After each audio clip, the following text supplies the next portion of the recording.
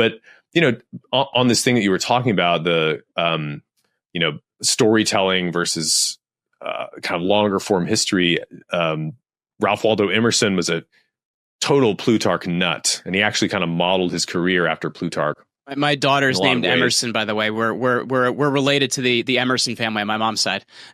No kidding. Yeah. No, I love Emerson. He's fantastic, and he talks about, he has this whole essay on Plutarch, and he talks about how awesome Plutarch is, all the reasons, and one of the reasons he gives is because Plutarch is basically, in his view, the best starting point for getting into the great stories and the great events and the great men of antiquity. Because if you actually plot it out, if you look at the dates that all of the men that Plutarch cataloged lived, so Plutarch's writing in the late 1st, early 2nd century AD, but he basically goes up until the Battle of Actium, which is the victory of Augustus over Antony, the kind of foundation of the Roman Empire.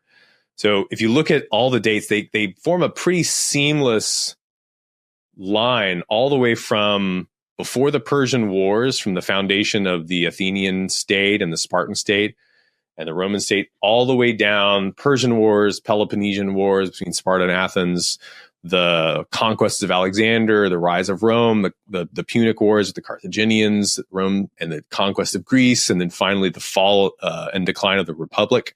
It's almost like this grand narrative of the most interesting, I would say, and the most heroic period of antiquity. And Emerson says, yes, there might be greater historians. Thucydides, sure, is a greater historian than Plutarch. But for every one reader that Thucydides has, this is in Emerson's day in the 19th century, Plutarch has 100 readers. And probably that one reader, chances are, that Thucydides has, he owes to Plutarch. Somebody read Plutarch and then wanted to go deeper into the Peloponnesian War, and so they went into Thucydides.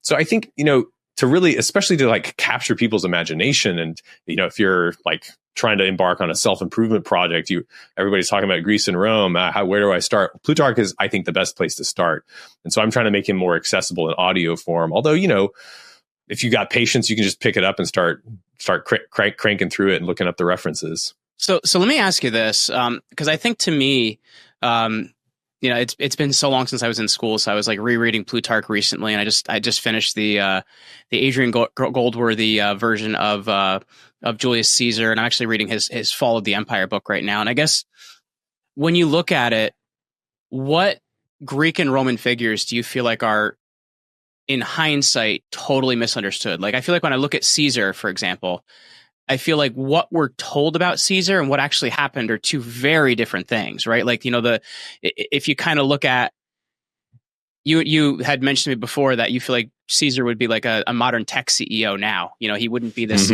people see him as this kind of maniacal, dictatorous, murderous guy, which sure, he probably killed a lot of people when he was in Gaul, but he was, to me, just really a man of his era, right? Like somebody that was just kind of the best at playing the game that they were all playing at that time. And I guess when we look at it, what people do you think we misunderstand in future tense? And I guess why would that be? Yeah, Caesar's a good example, since we already talked about him a little bit. One figure that I think is really fascinating that you and I might disagree on still is one of the greatest Roman dictators, Lucius Cornelius Sulla, who is Elon Musk's favorite dictator. Oh, I still think he's an evil bastard, man. Those proscriptions, he inspired Cicero to some terrible things. Yeah, fair. But, I think I was really inclined. So I began the Cost of Glory, and I'll do a quick detour before we get to Sulla. So one of the men that really inspired me to start the Cost of Glory podcasts 3 years ago is this figure Sertorius. So when I knew that I was leaving academia and trying to go into the business world. And so I started actually kind of, my own way, like Hamilton, just like late in the night, I'd be reading Plutarch's Lives to try to prepare myself for what was coming. Because it was kind of in my wheelhouse. And I was like, I should read all of these. Here's Sertorius. Have I even heard of this guy? I don't know who this guy is, but I'm trying to make through all of these lives. And so I crack it open, and within a few pages, I have this realization like, oh my God, if this is one of Plutarch's most obscure heroes, like what are the rest like? This guy is incredible. He is the greatest Roman rebel. And so there's this civil war between Gaius Marius and Sulla. And Sertorius is on the losing side of that war, and he flees to Spain, and he basically holds out and forms like a rival state against Sulla for 10 years. He holds out against army after army that gets sent to him, and he spanks Pompey, young Pompey, who's just trying to.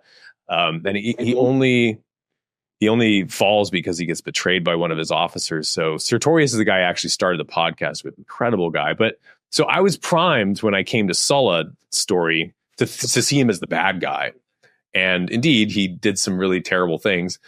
But, I think Sulla is a figure that I think he had a genuine. So there's a civil war. He has a charisma about him, and I think that's the thing. That's the thing that I listened to it was like a 3 or 4 episode series that you did on him, and you really do get like, he's this carousing, drinking actor with a lot of charisma that somehow walks his way into being this great military leader. Yeah, he starts off as a kind of good for nothing playboy. He doesn't have enough money to succeed in Roman politics, but he kind of comes into some money in his late 20s. And he's like, let's give this politics thing a shot. And he ends up being incredibly good at it. And he apparently just didn't have a lot of military experience either. And he becomes one of Rome's greatest generals. I mean, incredibly effective general. And he's associated with the conservative, the Optimate faction in Rome. He's from this great kind of fallen on down times noble family, the Cornelii. And his opponent, Gaius Marius, is like the populace, the man of the people, the soldier's soldier. And that was the side Sertorius was on, and later Caesar. But so Marius and Sulla, listen to the episode if you want to get the full story. They end up having this falling out and fighting this civil war, and Sulla ends up winning. And he ends up going on this bloody proscriptions kick. So, he basically, it's a political purge, and he puts up names of all of his enemies in the forum.